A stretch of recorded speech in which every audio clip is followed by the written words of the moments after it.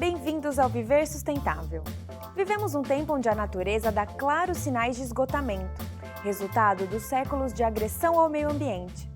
Mudanças climáticas, escassez de água, desertificação, aquecimento global, escassez de alimentos, extinção de espécies animais e vegetais são alguns dos sinais de alerta que apontam para um colapso planetário irreversível, caso não sejam tomadas providências no sentido de coibir esses abusos. Preocupados com esses riscos, cientistas do mundo todo passaram a monitorar o desmatamento, a poluição dos recursos hídricos, do solo e do ar, bem como estabelecer alternativas para a exploração dos recursos naturais e para uma produção e consumo de forma sustentável. É o caso do SENA, Centro de Energia Nuclear na Agricultura, situado na cidade de Piracicaba, interior de São Paulo, onde cientistas se dedicam ao estudo e desenvolvimento de novas tecnologias, voltadas a uma agricultura mais produtiva e sustentável. Quem entrevista a diretora desse importante instituto de pesquisa é o professor e deputado federal Mendes Tami. É com muita satisfação que nós estamos aqui com a diretora do SENA, Centro de Energia Nuclear na Agricultura, a professora doutora Tsai Siu-Mui, que nos fala sobre a fundação dessa instituição e os objetivos do SENA. O SENA é um instituto especializado da Universidade de São Paulo. Seu nome é Centro de Energia Nuclear na Agricultura e com a finalidade, na verdade, de aplicar técnicas nucleares, inicialmente, para fins pacíficos voltados à agricultura. No momento, nós estamos buscando até não só agricultura, como ambiente, e isso é uma finalidade maior, porque nós temos um objetivo de formação de recursos humanos de alto nível tecnológico, para poder servir ao país, visando também uma agricultura sustentável. Então, isso eu acho que juntou tudo que nós tínhamos nesses 50 anos, vamos fazer agora, no dia 22 de setembro de 2016, nós vamos completar 50 anos, eu acho que nós estamos atingindo plenamente um dos objetivos maiores nossos, que é a formação de alunos, e de cientistas, além de técnicos de alto nível para poder servir ao país. Professora Tsai, como que está constituído o SENA da USP, da Universidade de São Paulo? Na verdade, o início do SENA, em 1966, foi constituído por professores pioneiros da Luiz de Queiroz, a nossa Escola Superior de Agricultura Luiz de Queiroz, aqui da USP, no nosso campus. Eles acreditaram que isso podia ser feito um centro especializado, aplicando essas tecnologias elevadas, e pudessem colocar à disposição uma tecnologia nova, inovadora.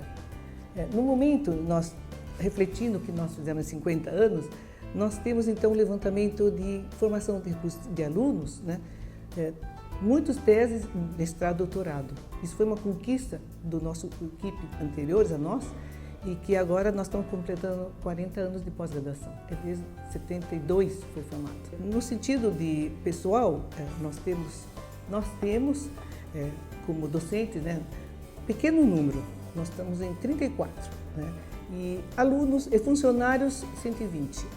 E estamos teses de doutorado, completando uns 200 alunos de pós-graduação e graduação. Graduação, nós colaboramos com a Exalc, na Luiz de Queiroz, e dando disciplinas, mais de quase 40 disciplinas letivas, essenciais, contribuindo para diversos cursos atualmente lá. Então, acho que isso é uma contribuição nossa, inclusive aulas noturnas aqui no SENA. É muito interessante que temos aqui com os alunos o dia todo e à noite também. Nesses quase 50 anos de bons trabalhos da agricultura brasileira e internacional, o Centro de Energia Nuclear tem permitido que nós consigamos avançar o horizonte do conhecimento humano de uma forma sistematicamente adquirida. Como que tem se dado nestes anos, nessas 5 décadas, o relacionamento do SENA com instituições científicas de ponta, que também têm trabalhado neste mesmo sentido, fazer com que avance a tecnologia a serviço da humanidade? As parcerias foram fundamentais para que o SENA seja como atualmente é. Tem, então, o conceito máximo de pós-graduação pela CAPES, conceito 7, em 2 programas de pós-graduação.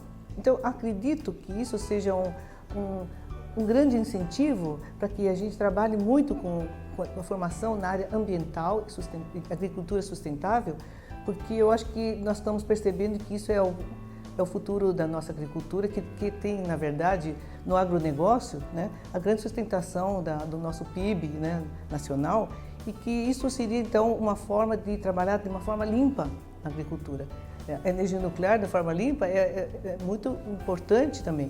E fora outras técnicas que nós já estamos desenvolvendo há algum tempo, já há umas décadas, né, nesse período, e geralmente é mais baseado nessas tecnologias inovadoras e que receberam muito apoio dos intercâmbios que nós tivemos na época, né, junto com os alunos e os professores que vieram.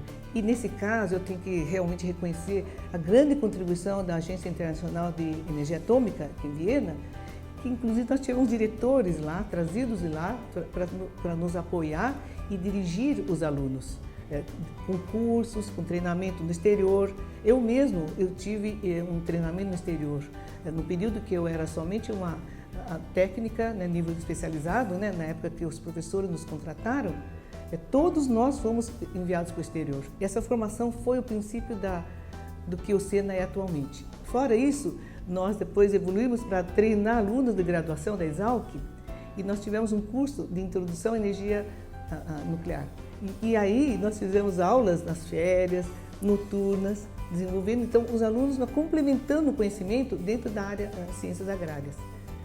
Via de regra, tem-se uma conotação negativa do uso da energia nuclear para a produção de energia elétrica, por exemplo. Hoje aqui nós temos a oportunidade de ouvir da professora Tsai um uso positivo, benefícios da energia nuclear para a produção agrícola e para a vida humana. Poderia nos dar alguns exemplos concretos? É importante ressaltar que a energia nuclear aplicada, como nós fazemos aqui nessa pesquisa no SENA, ela não tem esse risco que todos conhecem. Então é bom desmistificar esse medo de que isso pode ter problemas na saúde. Pelo contrário, né, nós temos aqui trabalhos aqui que para poder fazer um benefício ao homem. Então, realmente, todo esse estudo que nós estamos realizando é para ter um uso pacífico da energia nuclear, mas voltado também a uma agricultura sustentável, a produção de materiais esterilizados, alimentos mais saudáveis, porque a radiação não deixa resíduo. Por exemplo, no caso da radiação gama, nosso tratamento é de alimentos para abaixar a carga microbiana que vem junto com o alimento. E com essa oportunidade de poder passar um raio, né, radiação gama, ele elimina essa carga microbiana e é só, não deixa resíduo e nada. Então, nós temos uma proposta de desenvolver, e já está nos 20 anos, de ter uma tecnologia limpa, de produção limpa de alimentos, então, saudável, né? Ao mesmo tempo, nós podemos esterilizar resíduos, né, efluentes de água, podemos fazer tratamento de resíduos e de colocar de volta ao ambiente. Nós temos a parte de fármacos, que podemos esterilizar materiais usados na medicina, produtos de exportação, por exemplo, fitoterápicos, chás, né, produtos assim, para higiene de criança infantil. Você não sabe que, na verdade, tudo que nós usamos, maquiagem no feminino, é esterilizado também. E muitas vezes nós temos também as fraldinhas das crianças, também são limpas, esterilizadas, numa passagem de uma radiação. Nós temos métodos de radiação mais alta, mais leve, então tem todo esse controle que no final nós temos então um uso da tecnologia disponível e limpa, e isso é importante que todo mundo saiba, que a gente pode contribuir de uma forma limpa para nossa agroindústria, por exemplo. Nós queríamos agradecer a participação da professora Tsai e de todos os professores e funcionários do Centro de Energia Nuclear que tão bons trabalhos, tão bons serviços têm prestados ao país e ao nosso desenvolvimento, incorporando tecnologia para que nós possamos fazer as coisas de uma forma melhor e mais barata. Não saia daí, o Viver Sustentável volta já! Assistiremos agora à mesa redonda que o professor Mendes Tami fez com os pesquisadores do SENA. Hoje estamos aqui em Piracicaba, no interior de São Paulo, num campus da Universidade de São Paulo, no Centro de Energia Nuclear da Agricultura, SENA, instituição de pesquisa que tem prestado excelentes serviços ao Estado e à definição de políticas públicas, colocando informações fundamentais para a definição dessas políticas. E hoje nós temos a oportunidade de ouvir como que essas pesquisas se dão, como que essas pesquisas conseguem colaborar, contribuir para essas políticas públicas. Inicialmente nós vamos ouvir a participação da professora Regina Monteiro, que foi quem coordenou essas pesquisas na área de informações para políticas públicas relacionadas às águas do Rio Curubataí, um dos mais importantes rios do PCJ, que é o Comitê de Bacias de Piracicaba, Capivari e Jundiaí, e que abastece a cidade de Piracicaba, que tem mais de 360 mil pessoas aqui residindo e cidades da região. O projeto de políticas públicas, ele foi aplicado para a FAPESP, que financiou esse projeto, e estudamos 7 pontos do Rio Curubataí, iniciando por Analândia, a cidade mesmo de Curubataí, Rio Claro, até chegar aqui em Piracicaba. E as águas, tanto a água como o sedimento, ele foi estudado com relação à sua toxicidade, aos elementos químicos que ocorrem e também aos pesticidas. E esse estudo mostrou muito bem a qualidade das águas. E tivemos assim, o sedimento, ele está do Rio Curubataí, ele não tem problemas, né? Não encontramos pesticidas e os testes de toxicidade foram aparecer mais aqui na foz, né? Depois de receber efluentes de algumas indústrias que são metalúrgicas. Então existe mais quantidade de elementos químicos. Em outras palavras, o que nós estamos observando é que os testes de toxicidade, os testes para verificar se havia metais ou não ao longo do rio, deram positivos, foram muito bons em praticamente toda a extensão do rio, exceto no ponto mais montante na foz. Os testes de toxicidade, eles são realizados com organismos presentes na água, mas a gente retira a amostra, traz para o laboratório e expõe esses organismos nessas amostras de água. E eles são microscópicos e eles são bastante sensíveis, eles mostram se existe alguma substância orgânica tóxica ou se existe os elementos químicos tóxicos em quantidades que seriam tóxicas para eles, e aí a gente já desconfia de um índice de poluição, são bioindicadores de poluição. Mas desde a nascente do rio Curubataí, lá em Analândia, nós já encontramos problema de toxicidade. E a maior parte dos pontos mostraram toxicidade para esses organismos, né? Tanto para o sedimento como para a água. E quanto mais próximo da foz, maior a toxicidade. Mas depois que vimos que havia toxicidade, nós fomos comparar com o que estava ocorrendo em cada região. Então é preocupante ao redor de toda a bacia, né? Não são só o rio, a calha do rio, mas o que ocorre na margem do rio, o que ocorre na bacia do Rio Curubataí, né? Então, as práticas agrícolas, as empresas, indústrias, as cidades, o esgoto doméstico, tudo vai influenciar na qualidade da água. E isso influencia na qualidade da vida das pessoas também.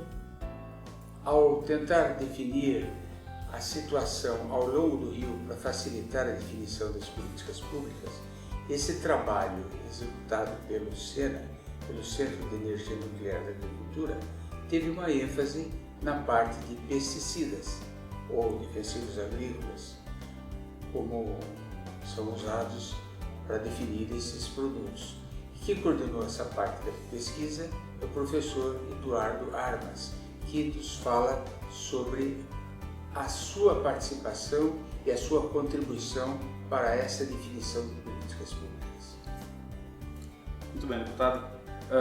É importante a gente entender que a Bacia do Corumbataí, ela envolve na realidade 8 municípios e nesses 8 municípios nós temos uma situação de grande exploração em termos de cultura de cana-de-açúcar. E a cultura de cana, ela tem uma característica de utilizar bastante herbicidas, que é uma das classes desses agrotóxicos, né? E dentro desse quesito, os monitoramentos que nós efetuamos nas águas e também nos sedimentos de fundo desse rio, a gente evidencia que os sedimentos de fundo não apresentam grandes problemas, porque nós temos praticamente muita areia nesse rio. Por um outro lado, nós temos um problema sério com relação a agrotóxicos. Eles estão presentes na forma dissolvida ao longo de todo o rio, desde a nascente dele, que está situada na região de Analândia, até chegar na foz no rio Piracicaba, no município de Piracicaba. E um dos pontos mais relevantes para nós, de maior preocupação, é que a região de Analândia, ela concentra um dos pontos de recarga do aquífero Guarani, né, com uma região com solos bastante arenosos, que poderiam, de certa maneira, permitir a passagem desses agrotóxicos, e é uma das regiões que apresenta uma concentração mais elevada dessas substâncias nessas águas. Essa é a situação que nós temos hoje lá. Que induz a pensarmos que pode estar havendo uma contaminação do próprio aquífero. É uma das portas de entrada, né, certamente, para esses agrotóxicos ao aquífero Guarani, com certeza. Senhor Eduardo, e os municípios, nas suas estações de tratamento de água, têm condições técnicas de fazer a separação, isolar essa carga de pesticidas, agrotóxicos ou defensivos? Bom, para responder esse seu questionamento, a gente precisa entender que o agrotóxico que está presente nos corpos hídricos, eles estão, de uma certa maneira, ou aderidos às partículas sólidas do próprio solo, no qual ela vem sendo carreada para dentro dos corpos hídricos, ou uma parte está dissolvida na própria água. As estações têm uma capacidade muito grande de reter essa porção que está retida, que está presente na fase sólida. Isso certamente consegue. Porém, as técnicas que nós adotamos nas estações de tratamento de água, dentro das tecnologias que nós temos presentes nas nossas regiões, elas não são capazes de remover a carga dissolvida desses agrotóxicos.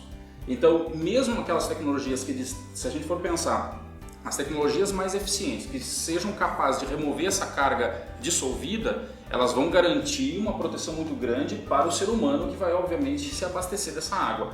Porém, nós estamos deixando de garantir uma proteção aos demais organismos vivos que permanecem nessa coluna de água nos rios, que não vão ter essa proteção dada pelas técnicas de tratamento. Esse é um ponto.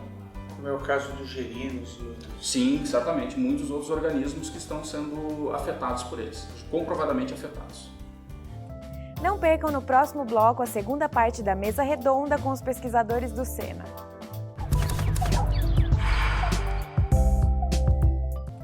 Assistiremos agora a segunda parte da mesa redonda que o professor Mendes Tami fez com os pesquisadores do SENA.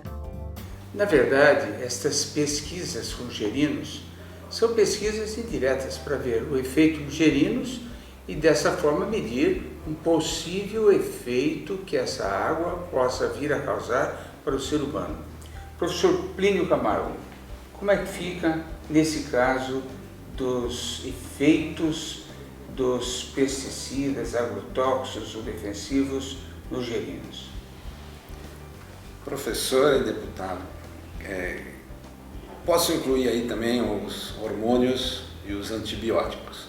Os hormônios e antibióticos são aqueles que nós utilizamos nós mesmos na cidade e esses vão para os meios aquáticos. O que tem acontecido com eles? Na verdade, para nós, para o ser humano, ainda não conseguimos detectar que ele seja realmente nocivo para a nossa capacidade de absorção. Nós estamos ainda distante disso.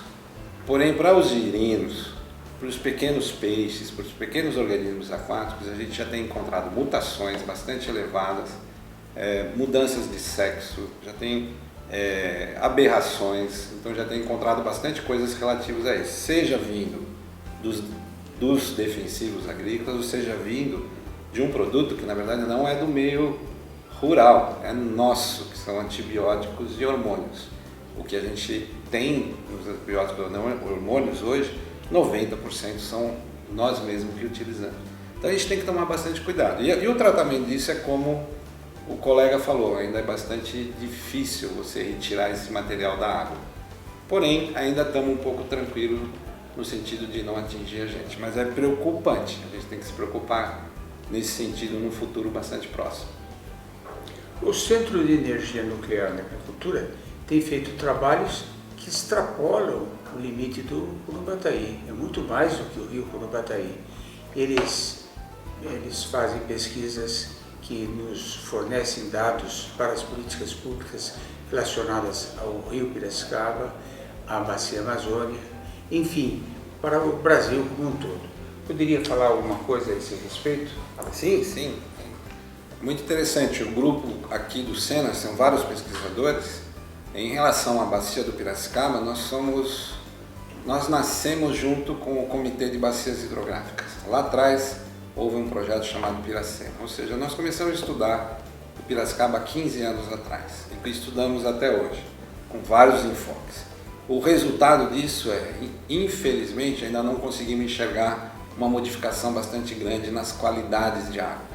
Algumas vezes ele melhora um pouco e alguns anos ele piora bastante, como o ano passado, 2014, com a nossa grande seca. Piorou bastante as condições e ele vai demorar de novo um bom tempo para se recuperar. Essas são as informações que nós temos para cá. Para solucionar isso, só com grandes mudanças de atitude, grandes investimentos, seja na proteção das áreas ciliares, seja em estações de tratamento e mudanças de comportamento. Isso para cá, para Piracicaba. Em relação à bacia amazônica, onde a gente tem uma atuação, é completamente diferente. Lá as cidades são isoladas, você tem grandes rios, você tem cidades grandes como Manaus, 2 milhões de habitantes, você tem cidades grandes como Belém, 2 milhões de habitantes, saneamento em termos de tratamento de esgoto zero, porque eles fazem todo o tratamento através de fossas sépticas, e cidades menores como Santarém, onde eu trabalho bastante, que é o tamanho de Piracicaba, tratamento zero, tudo é jogado dentro de um rio. Só que um rio de uma proporção bastante grande, que com isso vai diluindo aquela carga que é jogada no rio. Infelizmente, no norte, especificamente na bacia amazônica, essas cidades, ainda o tratamento é praticamente nulo, ou se faz em fossa séptica. E tudo é jogado no rio. E por enquanto, a grande capacidade do rio, por ele ser enorme, ter quilômetros de largura, ele dilui esse material. Nossa preocupação são as concentrações nessas grandes cidades, quando joga tudo dentro de um rio e naquela região próxima. Então a gente já consegue enxergar algum grau de degradação quando é nessas proporções. Essa é a realidade do norte hoje, infelizmente. Plínio, os dados mostram que nós precisaremos investir nos próximos 10 anos aproximadamente 70 bilhões de reais para conseguir fazer uma prevenção, um saneamento, para chegarmos à universalização do saneamento em todo o Brasil. Na sua avaliação, a região norte é a que está realmente mais atrasada? Eu não quis dizer mais atrasada. Eu acredito que lá, você tem que pensar que lá nós temos só algo em torno de 20 e poucos milhões de habitantes. Então, apesar de ser uma região que está tecnicamente mais atrasada, ela é mais facilmente de ser resolvida, exatamente por essa quantidade de pessoas menores. E a gente pode usar lá a água desses próprios rios como um benefício para esses tratamentos. A gente pode implementar sistemas um pouquinho diferentes desses que a gente está acostumado, usando a própria água do rio como um agente diluidor, como um agente químico ou como um agente biológico. Então, no meu ponto de vista, no ponto de vista técnico, no ponto de vista de evolução da tecnologia, a gente talvez tenha que fugir um pouco dessa tecnologia convencional e usar uma outra tecnologia. Então, falar que lá é atrasado, eu particularmente não gosto muito. Mas esse nosso índice de investimento é mais ou menos dessa ordem de grandeza para o Brasil como um todo, sim. Infelizmente, comparado com outros países, nós ainda estamos num nível de saneamento bastante baixo. Eu acredito que, se não me engano, nós estamos com saneamento, pensando só em coleta do esgoto, da ordem ainda de entre 50% e 60% no Brasil como um todo. E isso é bastante baixo. Sem falar que, se falar em tratamento, efetivamente, seja pelo meio convencional, nós ainda estamos lá embaixo, na faixa de 12%, 13%, 14%, que é muito baixo. Então isso a gente precisa aumentar bastante. Então vai ter que botar esse dinheiro todo mesmo. Eu espero que seja concreto.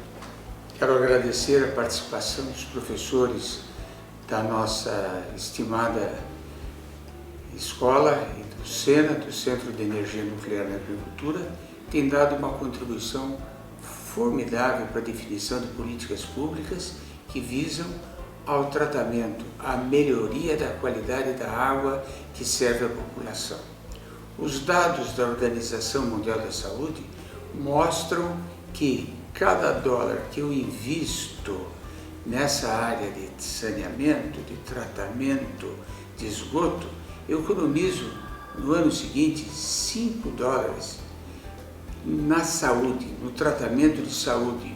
Portanto, nós temos que ter uma visão completamente diferente de prevenção de doenças, que começa pelo tratamento e pela qualidade da água. Daí a relevância desse trabalho executado pelo Centro de Energia Nuclear na Agricultura e a relevância também desse trabalho, dessa entrevista que hoje nós fazemos. Com dados fornecidos pelo SEMPRE, Compromisso Empresarial pela Reciclagem, vamos conhecer agora os preços por tonelada dos principais produtos destinados à reciclagem. Preço do material reciclável para a cidade de Florianópolis, Santa Catarina. Papelão, R$ 270. Latas de aço, R$ 190. Alumínio, R$ 3.200. Plástico rígido, R$ 1.200. E PET, R$ 1.400. Participe você também do nosso programa. Mande sugestões de temas para contato@viversustentável.net. Acesse nosso arquivo de matérias pelo site viversustentável.net ou acesse nosso canal no Facebook. O Viver Sustentável fica por aqui. Lembre-se, para mudar o mundo, precisamos fazer a nossa parte e a sustentabilidade é o caminho. Uma ótima semana sustentável!